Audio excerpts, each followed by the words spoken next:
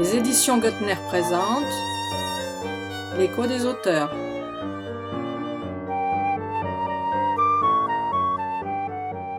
Bonjour et bienvenue à l'écoute de l'émission qui donne la parole aux auteurs des éditions Goettner. Aujourd'hui, j'ai le plaisir d'assister à l'échange entre Mira Prince, sa directrice, et Roland Lafitte. Roland Lafitte est chercheur indépendant et essayiste. Il est président de la CELEFA, Société d'études lexicographiques et étymologiques françaises et arabes, créée en 2002, où il conduit des travaux sur les mots empruntés aux langues arabes et orientales, de Babylone à nos jours. Il a commencé sa collaboration avec les éditions Goettner par l'ouvrage Héritage arabe des noms arabes pour les étoiles en 2001, paru à nouveau en 2012 sous le titre Le ciel des arabes, dans une édition revue et augmentée. L'ouvrage L'Orient d'Ismaël Urbain, en 2 tomes, a été écrit à 4 mains avec sa femme, Naïma Lefkir Lafitte, qui est journaliste et photographe, auteure et réalisatrice de films documentaires. Plus récemment, il a publié De l'arabe dans le français décoincé en 2021. Bonjour Roland. Bonjour. Je voulais dire que notre première rencontre éditoriale concernait cet Orient lointain, cet Orient du ciel des Arabes. Pourquoi des noms arabes pour les étoiles ? Comment en êtes-vous arrivé à vous intéresser à cette nomenclature stellaire, au catalogue astronomique, aux représentations célestes et plus particulièrement au ciel des Arabes ? Nous avions commencé donc par un ouvrage qui s'appelle Des noms arabes pour les étoiles, qui a été épuisé, que vous avez augmenté et nous l'avons renommé Le ciel des Arabes. Oui, alors la question vient de beaucoup plus haut. En 95, des efforts de travail dans la presse se sont révélés extrêmement difficiles, du fait qu'on parlait de l'Irak. À l'époque, c'était pas très bien vu. Parler de l'Irak, c'était un peu comme aujourd'hui parler de la Palestine, quoi. C'était pas la tasse de thé de la presse, donc on s'est trouvé marginalisé. Et je me suis dit, il faut que je fasse quelque chose. Et alors, chez moi, il y avait un dictionnaire, le dictionnaire des mots arabes et orientaux de De Vic, mais qui date de 1876, édité par Littré en 76. Et je me suis dit, il faut essayer de reprendre ça. Et donc j'ai essayé de voir comment s'y prendre, s'il y avait des thèses. J'ai pas trouvé de choses. J'ai trouvé une thèse en français sur les mots arabes venus avant la chanson de Roland. Je me rappelle plus la fille qui a fait ça, je suis rentré en contact avec elle. Le trésor de la langue française ne citait qu'elle. Donc il ne tenait pas à jour le travail qui avait été fait en Espagne par Corriente, en Allemagne par Kunitsch, même en Italie. Bon, donc ça n'existe pas. Donc il fallait faire quelque chose.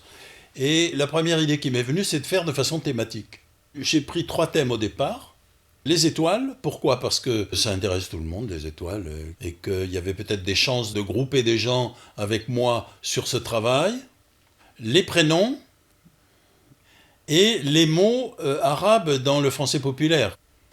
Et je me suis mis au travail sur les noms arabes d'étoiles. J'ai trouvé le travail formidable de Kunitsch qui a passé 50 ans de sa vie sur le sujet, donc le terrain était bien préparé. Et en 2001, le bouquin était sorti. C'est en 2001 qu'à l'exposition du livre arabe, qui était à l'Institut du monde arabe, Tout à fait, au Salon du Livre. que j'ai rencontré. J'ai pris contact avec Goettner pour une raison ou pour une autre. J'ai cherché un livre d'Avrani, qui était La réfutation des matérialistes. Je cours à l'édition, on me dit, mais ils sont à l'Institut du monde arabe, donc j'y vais, et puis je trouve le bouquin, et là on prend contact, et puis voilà. C'est venu de là, et puis Frédéric Goettner a voulu absolument publier tout de suite ça, un peu précipitamment d'ailleurs. Oui, mais je pense que ça venait combler aussi un manque concernant l'astronomie arabe, les étoiles. C'était aussi un pan, peut-être une discipline qui a été un petit peu désertée dans le domaine de la connaissance. Alors, il y a 2 aspects. Dans l'absolu, le travail est fait en allemand. C'est Goettner. C'est Paul Kunitsch. Je confonds avec Paul et Paul. Il était prussien d'origine, donc. Qui étaient de la même origine, sans doute.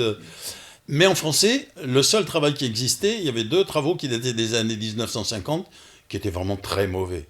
Il y a un travail fait en Belgique, qui était Ménard, qui ne connaissait pas l'arabe. Et puis un arabisant d'Alger, mais qui n'a pas utilisé ses compétences pour faire le travail et qui a inventé plein de choses.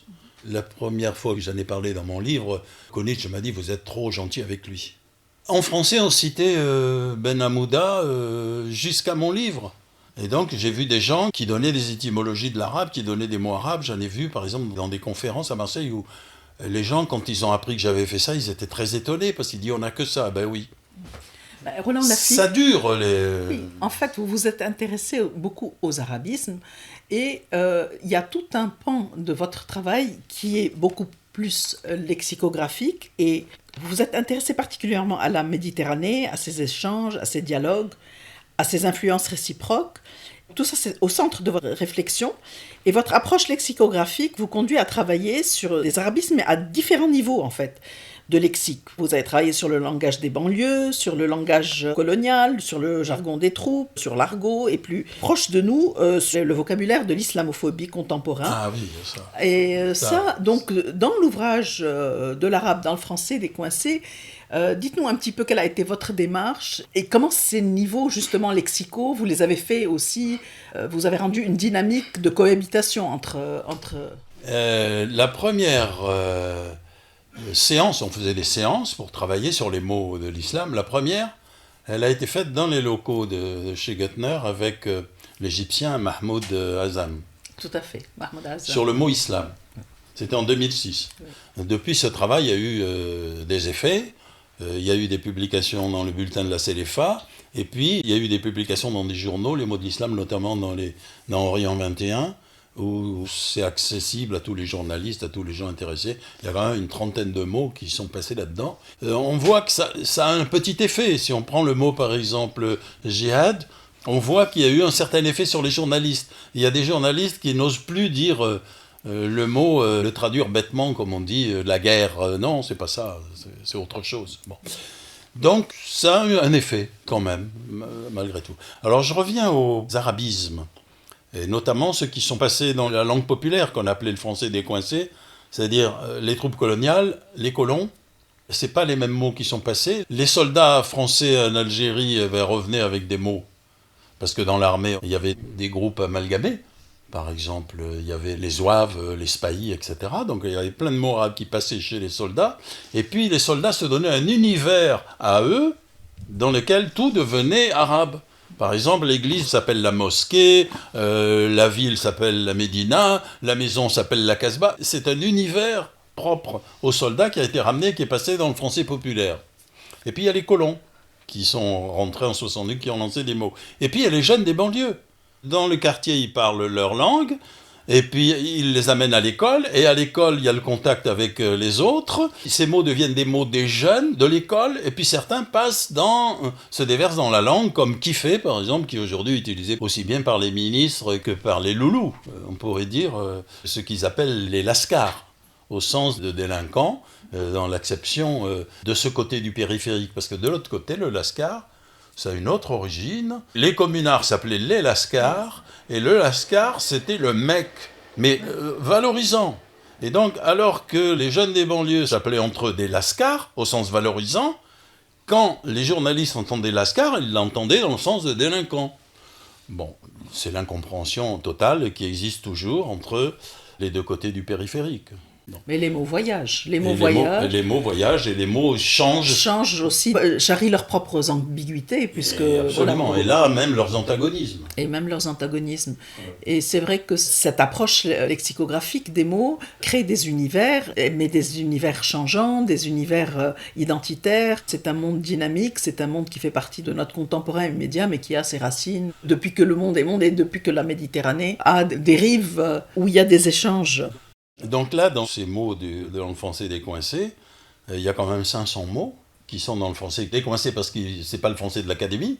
Peut-être qu'un jour Kiffé va y rentrer, mais par tout un processus dont je viens de parler. Ça fait quand même pas mal. Et il a fallu quand même pas mal d'années pour faire ce travail dans le cadre de Céléfa, de ces séances, dans le cadre d'articles, le bulletin, etc. Et puis là, ça a fini par donner ce bouquin qui fait le bilan, quoi. On pourrait dire, le bilan n'est jamais fini. C'est pour ça que ça ne s'appelle pas dictionnaire. En dictionnaire, normalement, ça doit être suivi, sinon ça... Donc c'est un lexique. Quand même, il y a 1 siècle et demi de mots, quand même. Roland Lafitte, vous êtes un chercheur indépendant, un essayiste. Donnez-nous un petit peu quelques jalons de votre parcours pour qu'on vous comprenne mieux à partir d'où vous parlez et vos centres d'intérêt. Du point de vue éditorial, donc, je me suis trouvé avec Naïma à faire le livre L'Irak sous le déluge. On a publié dans la presse jusqu'à 2003 On a consacré plein d'articles sur l'Irak, sur le blocus, notamment dans le journal Politis. En 2003, j'ai fait un livre qui s'appelle « États-Unis, la tentation de l'empire global ». Bon, voilà. Et du point de vue politique, j'ai fait d'autres travaux, notamment dans ce sens, sur la commémoration de l'anniversaire de l'indépendance de l'Algérie, sur la ronde des libérateurs, en collationnant tous les discours avec lesquels l'Europe ou l'Amérique même a fait la même chose, est allée dans les pays, notamment les pays arabes, comment Napoléon Bonaparte est allé, le discours qu'il a fait à ses soldats sur le bateau L'Orient quand il allait à Alexandrie, les Français lorsqu'ils arrivent à Alger, etc., etc., etc. Donc c'est intéressant de voir, c'est exactement la même économie du discours, jusqu'au discours de Hollande au Mali en 2012. Donc c'était intéressant. Et puis plus récemment, j'ai dû répondre aux questions d'antisémitisme, antisionisme, islamophobie. J'ai fait plusieurs livres sur le sujet, voilà. Donc c'est quelque chose qui est, qui m'a préoccupé évidemment, parce que c'est quelque chose de réel dans la société, hein. On ne peut pas y échapper. Il faut dire que, en fait, les disciplines, histoire, géographie, économie, droit, vous les avez pratiquées, vous avez enseigné aussi, d'où cet aspect un peu didactique que vous avez dans vos conférences. Mais ça m'amène justement cet aspect engagé qui, bien sûr, ne touche pas Goettner de prime abord parce que nous ne travaillons pas sur le contemporain immédiat, mais nous comprenons justement quelles sont ces lames de fond qui expliquent notre quotidien et notre contemporain. Donc vous avez travaillé avec Naïma Lefkir, votre épouse. Je dis qu'elle est donc journaliste et photographe et auteure et réalisatrice de films documentaires. Avec elle, vous vous êtes intéressée à une figure qui est emblématique et qui est celle d'Ismaël Urbain, donc une figure du 19e, 1812-1884. C'est un fils d'armateur de la Ciotat et d'une mère guyanaise mulâtre qui est née esclave. Donc c'est une figure complexe d'un Saint-Simonien qui part pour l'Orient, qui commence par l'Égypte, qui revient, qui repart pour l'Algérie.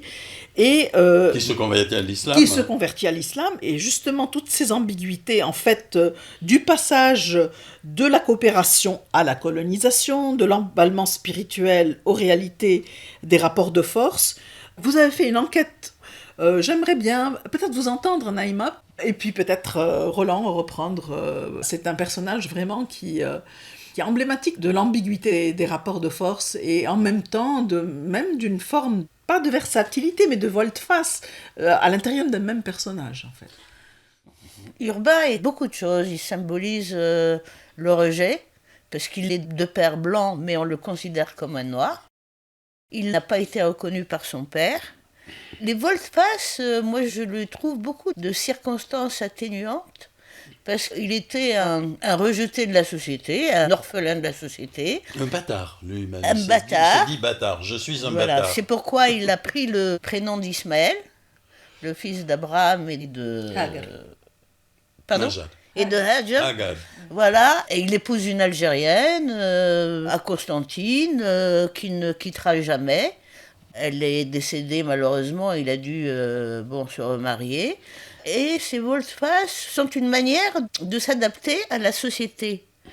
Voilà, parce qu'il avait absolument besoin et envie de faire quelque chose entre les deux mondes.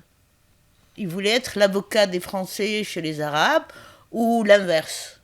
Et puis lui n'avait pas du tout envie d'une carrière militaire. Il s'est retrouvé malgré lui. Il avait envie d'être dans la diplomatie, de représenter la France, peut-être au Liban ou en Syrie, ou enfin le Liban n'existait pas à l'époque. En Syrie, en Égypte, en Turquie, bon. Et puis il n'avait pas de piston, comme on dit, c'était pas un français.